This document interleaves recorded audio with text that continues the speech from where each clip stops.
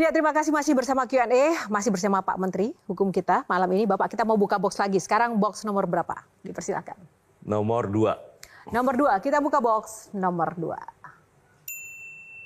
Yang pasti aja, tepuk tangan dong.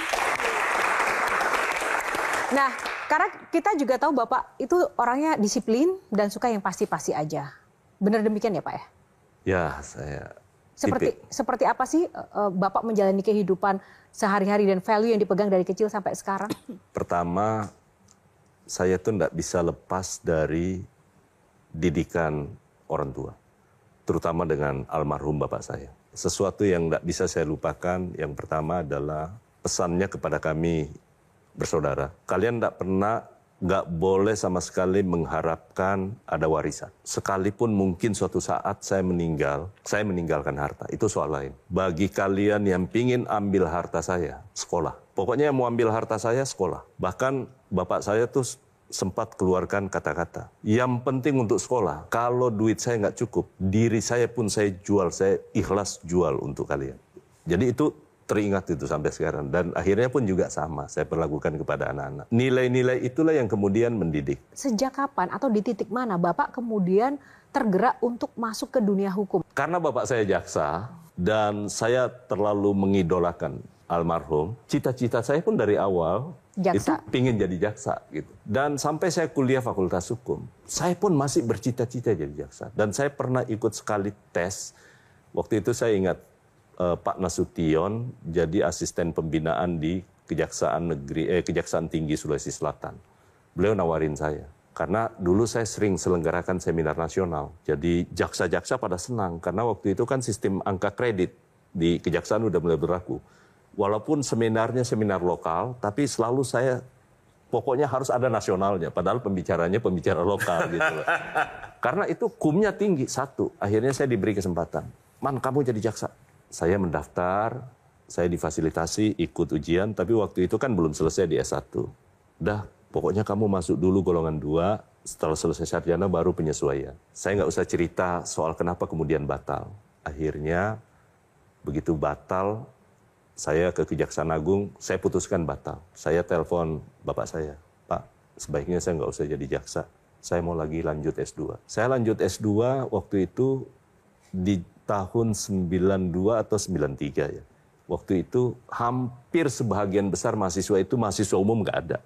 Karena semua yang ikut itu adalah dosen-dosen waktu saya ikut. Harga diri satu bangsa itu kan sebetulnya terletak pada seberapa tegas dan tidak tebang pilihnya hukum yang terjadi, apalagi untuk rakyat dan aparaturnya, Pak. Nah, sedangkan yang terjadi di negeri kita dari jawaban Pak Menteri tadi, ada satu anomali, Pak. Kayaknya untuk kasus KKN, ini nggak terjadi demikian. Bahkan hukumannya cenderung justru kebalikannya dari apa yang dari tadi kita dengar. Yeah. Pertanyaan Sherly adalah, kenapa sih Pak RUU perampasan aset yang sangat ditakuti oleh koruptor itu seolah-olah itu seperti ditunda-tunda, jalan di tempat, bahkan semakin kesini sepertinya itu dijauhi atau dihindari untuk dibahas dan disahkan. Padahal itu kan adalah hal yang paling dikhawatirkan oleh para koruptor, Pak. Betul.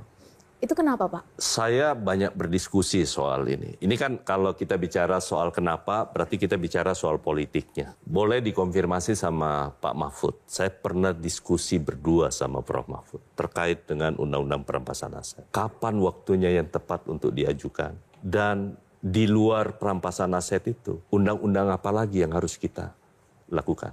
Prof. Mahfud selalu bilang bahwa di zaman Orde Baru, mengutip kata-katanya almarhum Bapak Pak Prabowo, Pak Prof. Sumitro kan pernah keluarkan angka 30% di zaman Orde Baru, duit itu nguang. Gitu. Kemudian Prof. Mahfud, beliau waktu menjadi Menko Polkan sampaikan bahwa sejak zaman reformasi lebih gila dibandingkan di zaman Orde Baru. Bukan hanya soal volumenya, tapi menyangkut soal pelakunya. Kalau dulu itu hanya kalangan atas, sekarang ini sudah bisa hampir semua kalangan. Tapi bukan berarti yang di sini ya. Hampir semua kalangan. Ini rakyat jelata, Pak. Ya.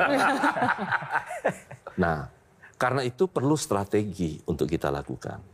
Yang pertama, orang selalu lupa betapa pentingnya dalam sistem demokrasi yang namanya partai politik. Yang selama ini partai politik itu hanya menjadi ajang caci maki, padahal kita nggak pernah berpikir soal hidupnya supaya bisa melakukan rekrutmen. Sehingga pada saat itu saya diskusi sama Prof. Mahfud berdua.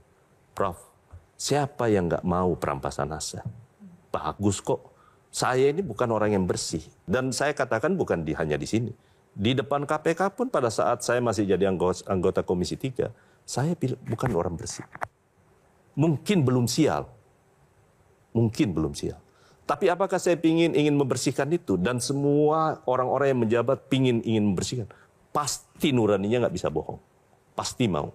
Oke. Itu kita satu step pasti sama. Oke, setuju. Ya.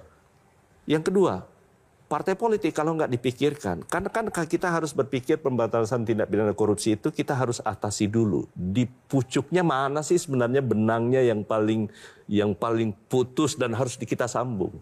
Partai politik, satu, dia tugasnya sangat mulia. Dia menciptakan pemimpin, tapi untuk menciptakan pemimpin, dia butuh kaderisasi.